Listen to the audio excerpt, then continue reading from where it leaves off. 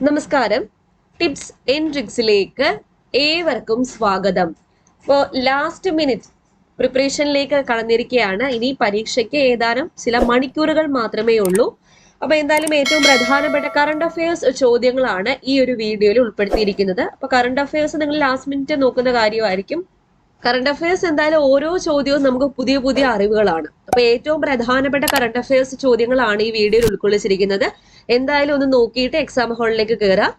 അപ്പോൾ നമ്മൾ ക്ലാസ്സിലേക്ക് കടക്കാൻ മുൻപ് നമ്മുടെ ചാനൽ ആദ്യമായിട്ട് ആരെങ്കിലും കാണുന്നുണ്ടെങ്കിൽ welcome to your family. Please ഒന്ന് സബ്സ്ക്രൈബ് ചെയ്തിരിക്കണേ. വീഡിയോസ് ഒക്കെ ഇഷ്ടമാവുകയാണെങ്കിലേ ആ ലൈക്ക് ബട്ടൺ കൂടി ഒന്ന് ക്ലിക്ക് ചെയ്യാൻ മറക്കരുത്. പിന്നെ നമ്മുടെ ടെലഗ്രാം ചാനൽ ജോയിൻ ചെയ്യാത്തവർ ആരെങ്കിലും ഉണ്ടെങ്കിൽ ഫ്രീ ആയിട്ട് തന്നെ കയറി പോന്നോളൂ. ഫസ്റ്റ് കമന്റ് ആയിട്ട് എന്റെ ലിങ്ക് ഞാൻ പിൻ ചെയ്ത് വെച്ചിട്ടുണ്ട്. അപ്പോ നമ്മൾ ക്ലാസ്സിലേക്ക് പോയാലോ?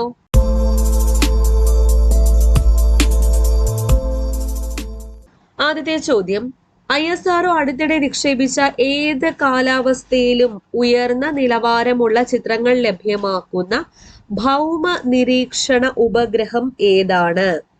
ഉത്തരം EOS 04.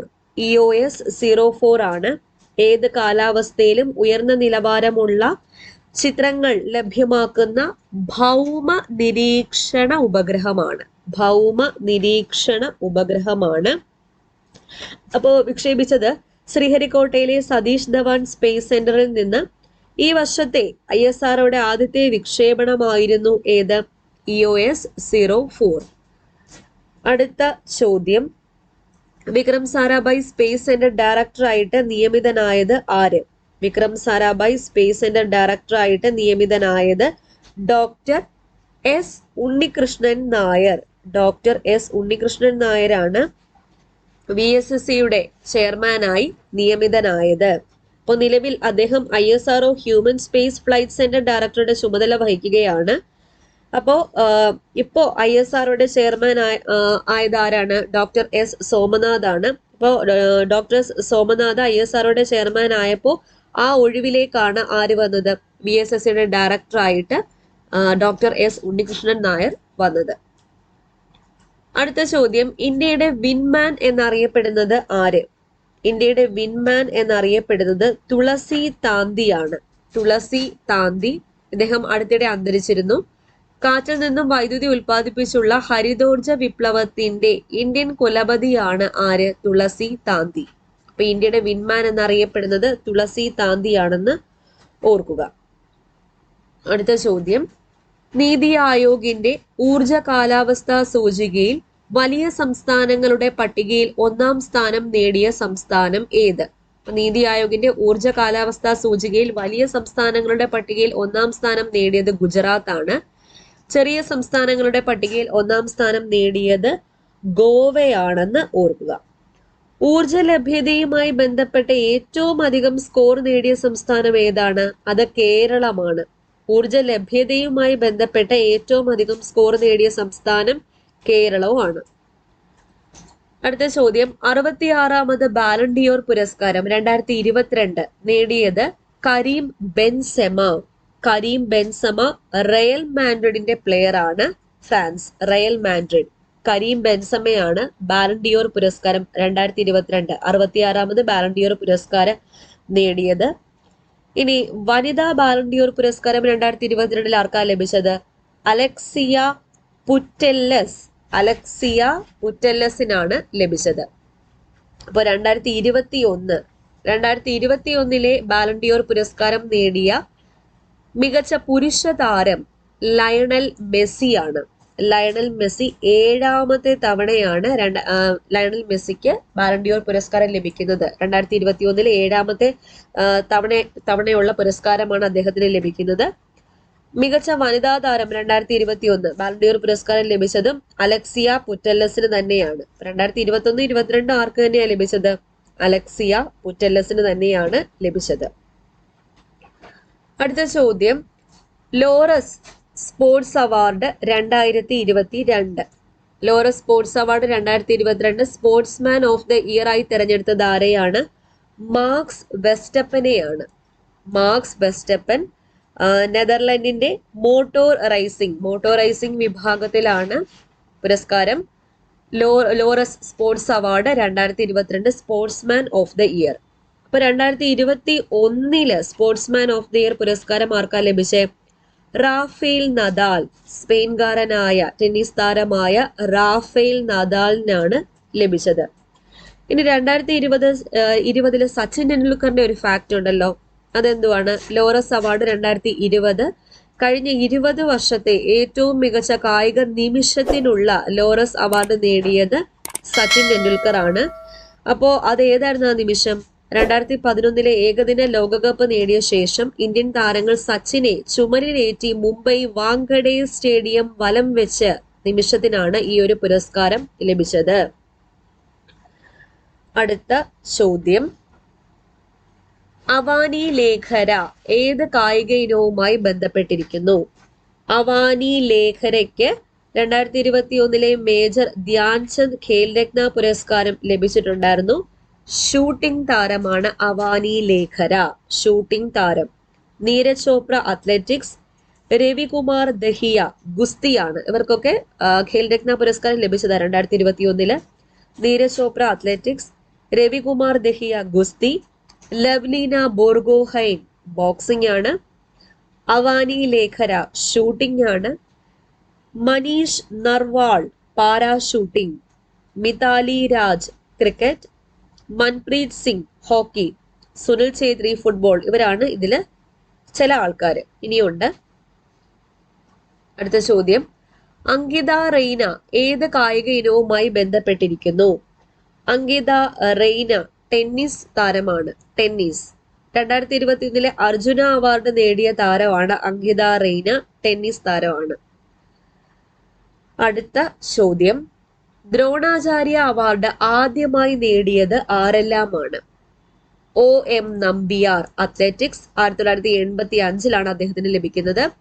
ഓം പ്രകാശ് ഭരദ്വാജ് ബോക്സിംഗ്, ബാലചന്ദ്ര ഭാസ്കർ ഭഗവത് ഗുസ്തി. ഇവർക്ക് 3 പേർക്കുമാണ് ആദ്യമായിട്ട് ദ്രോണാചാര്യ പുരസ്കാരം ലഭിക്കുന്നത്. അതായത് ഇന്ത്യയിൽ കായിക പരിശീലകർക്ക് നൽകുന്ന ഏറ്റവും ഉയർന്ന പുരസ്കാരമാണ് ഇത്, ദ്രോണാചാര്യ അവാർഡ്. ദ്രോണാചാര്യ അവാർഡ് ഏർപ്പെടുത്തിയ വർഷം 1985. ആ വർഷം 3 പേർക്കാണ് ലഭിച്ചത്. OM Nambiar athletics. OM Nambiar ആരാണ്? PT ഉഷയുടെ കോച്ചാ, PT ഉഷയുടെ കോച്ചാണ്. അതുപോലെ ദ്രോണാചാര്യ അവാർഡ് നേടിയ ആദ്യത്തെ മലയാളി കൂടിയാണ് ആര്? OM നമ്പ്യാർ. ഇതിപ്പോ പറയാനുള്ള കാര്യം, ഇദ്ദേഹം അടുത്തിടയ്ക്ക് അന്തരിച്ചിരുന്നു. അപ്പൊ ഇതൊന്ന് ഓർത്തിരിക്കാം. അടുത്ത ചോദ്യം, ഓസ്ട്രേലിയൻ ഓപ്പൺ 2022 പുരുഷ വിഭാഗം ചാമ്പ്യൻ ആര്? Rafael Nadal. റാഫേൽ നദാൽ ആണ് ഓസ്ട്രേലിയൻ ഓപ്പൺ 2022 പുരുഷ വിഭാഗം ചാമ്പ്യൻ. അങ്ങനെയെങ്കിൽ വനിതാ വിഭാഗം ആഷ്ലി ബാർട്ടിയാണ്. ആഷ്ലി ബാർട്ടിയാണ് വനിതാ വിഭാഗം ചാമ്പ്യൻ. ആഷ്ലി ബാർട്ടി രാജ്യം Australia. Australia. Ashleigh Australia. Rafael Nadal Spain ആണ്. Rafael Nadal Spain. ഇനി ഫ്രഞ്ച് ഓപ്പൺ 2022 ലഭിച്ചത് ആർക്കാണ്?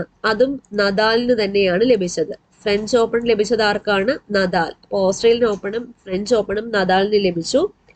വനിതാ വിഭാഗം ഫ്രഞ്ച് ഓപ്പൺ ആർക്കാ ലഭിച്ചത്? ഇഗ സ്വാടെക്. ഇഗ സ്വാടെക്കിനാണ് ലഭിച്ചത്. വിംബിൾഡൺ 2022 ലഭിച്ചത് നൊവാക് ജോക്കോവിച്ചിനാണ്. നൊവാക് ജോക്കോവിച്ചിനാണ് 2022 വിംബിൾഡൺ പുരസ്കാരം ലഭിച്ചത്. വനിതാ വിഭാഗമാണെങ്കിൽ എലൈന റൈബക്കിനയ്ക്കാണ് ലഭിച്ചത്. ഇനി 2022 US ഓപ്പൺ പുരുഷ വിഭാഗം കാർലോസ് കാർലോസിനാണ് ലഭിച്ചത്. കാർലോസ് അൽക്കാരസിനാണ് US ഓപ്പൺ ലഭിച്ചത്. വനിതാ വിഭാഗം ഇഗ സ്വാടെക്കിനാണ് ലഭിച്ചത്. അപ്പൊ ഇഗ സ്വാടെക്കിന് എന്തൊക്കെയാ ലഭിച്ചത്? ഫ്രഞ്ച് ഓപ്പണും US ഓപ്പണും. പിന്നെ ഓസ്ട്രേലിയൻ ഓപ്പണും അതുപോലെ ഫ്രഞ്ച് ഓപ്പണും ആർക്കാ ലഭിച്ചത്? റാഫേൽ നദാലിനാണ് ലഭിച്ചത്. വിംബിൾഡൺ നൊവാക് ജോക്കോവിച്ചിനും അതുപോലെ എലേന റൈബക്കിനയ്ക്കും. US ഓപ്പൺ ലഭിച്ചത് ഒരു പുതിയൊരു പേരാണ്, കാർലോസ് അൽക്കാരസും അതുപോലെ ഇഗ സ്വാടെക്കും. ഇനി ഏറ്റവും കൂടുതൽ ഗ്രാൻഡ് സ്ലാം കിരീടം സ്വന്തമാക്കിയത് ആരാ? സെറീന വില്യംസ് ആണ്. 23 ഗ്രാൻഡ് സ്ലാം കിരീടമാണ് സെറീന വില്യംസ് നേടിയത്. ഏറ്റവും കൂടുതൽ ഗ്രാൻഡ് സ്ലാം കിരീടങ്ങൾ സ്വന്തമാക്കിയ പുരുഷ താരം ആരാണ്? Rafael Nadal. റാഫേൽ നദാലിന് 22 പ്രാവശ്യമാണ് കിട്ടിയിട്ടുള്ളത് ഗ്രാൻഡ് സ്ലാം. 24 വർഷത്തെ ടെന്നീസ് കരിയർ അവസാനിപ്പിച്ച് വിരമിക്കൽ പ്രഖ്യാപിച്ച ലോക ടെന്നീസ് ഇതിഹാസമായ സ്വിസ് താരം ആരാണ്? റോജർ ഫെഡറർ ആണ്. Roger Federer. അപ്പോൾ റോജർ ഫെഡറർ ലണ്ടനിൽ നടന്ന ലാവർ കപ്പിൽ നദാലിനൊപ്പം കളിച്ച ഡബിൾസ് മത്സരം ഫെഡററുടെ അവസാനത്തെ മത്സരമായിരുന്നു. 1998 ഇദ്ദേഹം അരങ്ങേറ്റം കുറിച്ചത്. പിന്നെ വിംബിൾഡണിൽ ഏറ്റവും കൂടുതൽ കിരീടം നേടിയ പുരുഷ താരം കൂടിയാണ് റോജർ ഫെഡറർ. Roger Federer. അടുത്ത ചോദ്യം, ഖത്തറിൽ നടക്കുന്ന ലോകകപ്പ് ഫുട്ബോളിന്റെ ഔദ്യോഗിക പന്തിന്റെ പേരെന്താണ്? ലോകകപ്പ് ഫുട്ബോളിന്റെ ഔദ്യോഗിക പന്തിന്റെ പേരാണ് അൽ റിഹ്ല. അൽ റിഹ്ല എന്ന പന്താണ്. ഭാഗ്യചിഹ്നം ഏതാണ്? ലാ-ഈബ്. ലാ-ഈബ്. ലാ-ഈബ് ആണ് എന്തെന്ന് പറയുന്നത് ഭാഗ്യ ചിഹ്നം. ഖത്തറിൽ നടക്കുന്ന ലോക ഫുട്ബോളിന്റെ പന്തിന്റെ പേര് അൽ റിഹ്ല. അൽ റിഹ്ല എന്ന വാക്കിന്റെ അർത്ഥം എന്താണ്? യാത്ര. അൽ റിഹ്ല എന്ന വാക്കിന്റെ അർത്ഥം എന്താണ്? യാത്ര എന്നതാണ് അൽ റിഹ്ല എന്ന വാക്കിന്റെ അർത്ഥം. അടുത്ത ചോദ്യം, ഗുണനിലവാരമുള്ള കൃത്രിമ ദന്തങ്ങൾ, കൃത്രിമ പല്ലുകൾ സൗജന്യമായി നൽകുന്ന കേരള സർക്കാരിന്റെ പദ്ധതിയാണ് മന്ദഹാസം. അപ്പൊ ഗുണനിലവാരമുള്ള കൃത്രിമ പല്ലുകൾ സൗജന്യമായി നൽകുന്ന കേരള സർക്കാരിന്റെ പദ്ധതി ഏതാണ്? മന്ദഹാസം. ഒറ്റത്തവണ ഉപയോഗത്തിലുള്ള പ്ലാസ്റ്റിക് കുറയ്ക്കാനുള്ള നടപടികളുടെ ഭാഗമായി ജനങ്ങൾക്ക് പരാതികൾ അറിയിക്കാൻ കേന്ദ്ര സർക്കാർ പുറത്തിറക്കിയ മൊബൈൽ ആപ്പിന്റെ പേരെന്താ? പ്രകൃതി എന്ന ആപ്പാണ്. പ്രകൃതി. 2022 ലോക വനദിനത്തിന്റെ സന്ദേശം. ലോക വനദിനം മാർച്ച് മാസം 21. Forest and sustainable production and consumption. Forest and sustainable production and consumption എന്നുള്ളതായിരുന്നു 2022 ലോക വനദിനത്തിന്റെ സന്ദേശം. എന്നാൽ 2022 ലോക ജലദിനത്തിന്റെ സന്ദേശം എന്തായിരുന്നു? ലോക ജലദിനം March 22. March 22 ground water making the invisible visible. Ground water making the invisible visible എന്നുള്ളതായിരുന്നു എന്ത് പ്രമേയം. സ്വിസ് ഓപ്പണിൽ ബാഡ്മിന്റൺ വനിതാ വിഭാഗം കിരീടം നേടിയത് ആര്? പി.വി. സിന്ധു. പി.വി. സിന്ധുവിനാണ് സ്വിസ് ഓപ്പണിൽ ബാഡ്മിന്റൺ വനിതാ വിഭാഗം കിരീടം ലഭിച്ചത്. ലോകത്തെ ഏറ്റവും വലിയ കറുത്ത വജ്രം എന്ന ഖ്യാതിയുള്ള ഏത് വജ്രമാണ് അടുത്തിടെ ലേലത്തിൽ 32 ലക്ഷം പൗണ്ടിന് വിറ്റത്? ദി എനിഗ്മ എന്ന വജ്രമാണ്. ലോകത്തിലെ ഏറ്റവും വലിയ കറുത്ത വജ്രം എന്ന ഖ്യാതിയുള്ള ദി എനിഗ്മ എന്ന വജ്രമാണ് അടുത്തിടെ ലേലത്തിൽ 32 ലക്ഷം പൗണ്ടിന് വിറ്റത്. ന്യൂഡൽഹിയിലെ ജവഹർലാൽ നെഹ്റു സർവകലാശാലയുടെ ആദ്യ വനിതാ വൈസ് ചാൻസലറായി അടുത്തിടെ നിയമിക്കപ്പെട്ടത് ആര്? ശാന്തിശ്രീ ദുലിപുടി പണ്ഡിറ്റ്. അപ്പൊ ന്യൂഡൽഹിയിലെ ജവഹർലാൽ നെഹ്റു സർവകലാശാലയുടെ ആദ്യ വനിതാ വൈസ് ചാൻസലറായിട്ട് അടുത്തിടെ നിയമിക്കപ്പെട്ടത് ശാന്തിശ്രീ ദുലിപുടി പണ്ഡിറ്റ് ആണ്. ദേശീയ കയ്യെഴുത്ത് ദിനമായി ആചരിക്കുന്നത് എന്ന്? ജനുവരി മാസം 23 ദേശീയ കയ്യെഴുത്ത് ദിനമായിട്ട് ആചരിക്കുന്നത്. ബ്രിട്ടനിൽ ലോകാരോഗ്യ സംഘടന കണ്ടെത്തിയ പുതിയ കോവിഡ് വകഭേദമാണ് XE എന്ന കോവിഡ് വകഭേദത്തെ ബ്രിട്ടനിലാണ് കണ്ടെത്തിയത്. UPSCയുടെ പുതിയ അധ്യക്ഷനായി സ്ഥാനമേറ്റത് ആര്? നമ്മൾ മുന്നത്തെ ഒരു ക്ലാസ്സിലും പറഞ്ഞിട്ടുണ്ട്. മനോജ് സോണി. മനോജ് സോണിയാണ് UPSCയുടെ പുതിയ അധ്യക്ഷനായിട്ട് സ്ഥാനമേറ്റത്. രാജ്യദ്രോഹ കുറ്റം ചുമത്തിയിരുന്ന ഇന്ത്യൻ ശിക്ഷാ നിയമത്തിലെ ഏത് വകുപ്പാണ് സുപ്രീം കോടതി മരവിപ്പിച്ചത്? രാജ്യദ്രോഹ കുറ്റം ചുമത്തിയിരുന്ന ഇന്ത്യൻ ശിക്ഷാ നിയമത്തിലെ ഏത് വകുപ്പാണ് സുപ്രീം കോടതി മരവിപ്പിച്ചത്? IPC 124A. IPC 124A ആണ്. അമേരിക്കൻ ബഹിരാകാശ ഏജൻസിയായ നാസ ഓഗസ്റ്റിൽ ആരംഭിച്ച ചാന്ദ്ര ദൗത്യത്തിന്റെ പേരാണ് ആർടെമിസ് 1. ആർടെമിസ് 1 എന്നത് ചാന്ദ്ര ദൗത്യമാണെന്ന് ഓർക്കുക. നാസയാണ് തുടങ്ങിയത്. ലോകരാജ്യങ്ങളിൽ ഏത് രോഗം പടർന്നു പിടിക്കുന്നത് മുന്നിൽ കണ്ടാണ് ലോകാരോഗ്യ സംഘടന ആഗോള ആരോഗ്യ അടിയന്തരാവസ്ഥ പ്രഖ്യാപിച്ചത്? വാനര വസൂരി. 44-ാം ലോക ചെസ് ഒളിമ്പ്യാഡിന്റെ വേദിയായ സ്ഥലം തമിഴ്നാടാണ്. തമിഴ്നാട്ടിലെ തിരുക്കടൽ മലൈ മഹാബലിപുരത്താണ് ലോക ചെസ് ഒളിമ്പ്യാഡ് നടന്നത്. അടുത്ത ചോദ്യം, മുൻ ലോക്സഭാ അംഗവും ദേശീയ വനിതാ കമ്മീഷന്റെ ആദ്യ അധ്യക്ഷയുമായ വ്യക്തി അടുത്തിടെ അന്തരിച്ചു. ആരാ അത്? ദേശീയ വനിതാ കമ്മീഷന്റെ ആദ്യത്തെ അധ്യക്ഷ ജയന്തി പട്നായിക്. ജയന്തി പട്നായിക്. അടുത്ത ചോദ്യം, അന്താരാഷ്ട്ര ക്രിക്കറ്റിൽ നിന്നും വിരമിച്ച ഇന്ത്യൻ വുമൺസ് ക്രിക്കറ്റ് ടീമിലെ ഇതിഹാസ താരം ആരാണ്? ജുലൻ ഗോസ്വാമിയാണ്. ജുലൻ ഗോസ്വാമി. ഇന്ത്യയിൽ സമ്പൂർണ്ണ ഡിജിറ്റൽ സാക്ഷരത നേടിയ ആദ്യത്തെ പഞ്ചായത്ത് ഏതാ? പുല്ലമ്പാറ പഞ്ചായത്താണ്. ഇന്ത്യയിൽ സമ്പൂർണ്ണ ഡിജിറ്റൽ സാക്ഷരത നേടിയ ആദ്യത്തെ പഞ്ചായത്ത് പുല്ലമ്പാറ.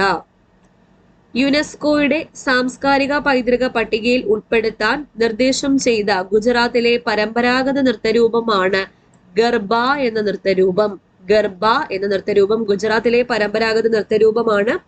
യുനെസ്കോയുടെ സാംസ്കാരിക പൈതൃക പട്ടികയിൽ ഉൾപ്പെടുത്താൻ നിർദ്ദേശിച്ചു. സംസ്ഥാനത്തെ അറ്റകുറ്റപ്പണി, അതായത് റോഡുകളിലെ അറ്റകുറ്റപ്പണി പൂർത്തിയാക്കിയ വിജിലൻസ് വിഭാഗം നടത്തിയ മിന്നൽ പരിശോധനയുടെ പേരെന്താ? ഓപ്പറേഷൻ സരൾ രാസ്ത 2. ഓപ്പറേഷൻ സരൾ രാസ്ത 2 എന്നതാണ് ആ ഓപ്പറേഷന്റെ പേര്, മിന്നൽ പരിശോധനയുടെ പേര്.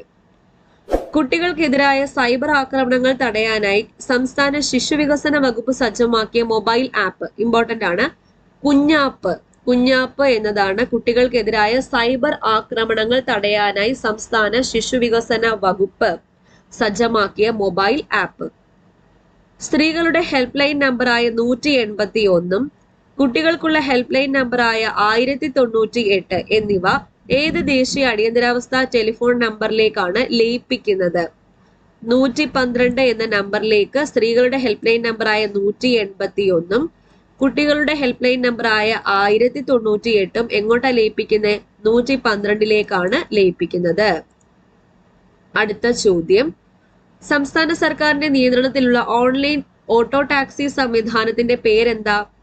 കേരള സവാരി. കേരള സവാരി എന്നത് സംസ്ഥാന സർക്കാരിന്റെ നിയന്ത്രണത്തിലുള്ള ഓൺലൈൻ ഓട്ടോ ടാക്സി സംവിധാനത്തിന്റെ പേരാണ്. ഓക്കെ, അപ്പൊ ഇത്രയും ചോദ്യങ്ങളാണ് ഏറ്റവും പ്രധാനപ്പെട്ട ചോദ്യങ്ങൾ ഡിസ്കസ് ചെയ്തത്. അപ്പോൾ നമ്മൾ ചാനലിൽ ചെയ്ത എല്ലാ വീഡിയോസും നിങ്ങൾക്ക് ഉപകാരപ്പെട്ടു എന്ന് വിശ്വസിക്കുന്നു. ഇന്നത്തെ പരീക്ഷ നന്നായിട്ട് തന്നെ അറ്റൻഡ് ചെയ്യുക. അറിയാവുന്നത് മാത്രം നിങ്ങൾ ഉത്തരം എഴുതിയിട്ട് വരിക. നെഗറ്റീവ് അടിക്കാതിരിക്കുക. മാക്സിമം നെഗറ്റീവ് അടിക്കാതെ ശ്രദ്ധിക്കുക. ഓക്കെ, അപ്പോൾ നെഗറ്റീവ് അടിച്ച് നമ്മുടെ ഉള്ള മാർക്ക് കൂടെ കളയരുത്. കിട്ടുന്ന മാർക്ക് അത് കൊണ്ടുവരിക. അപ്പൊ എല്ലാവർക്കും ഓൾ ദി ബെസ്റ്റ്. വീണ്ടും കാണാം. Thank you.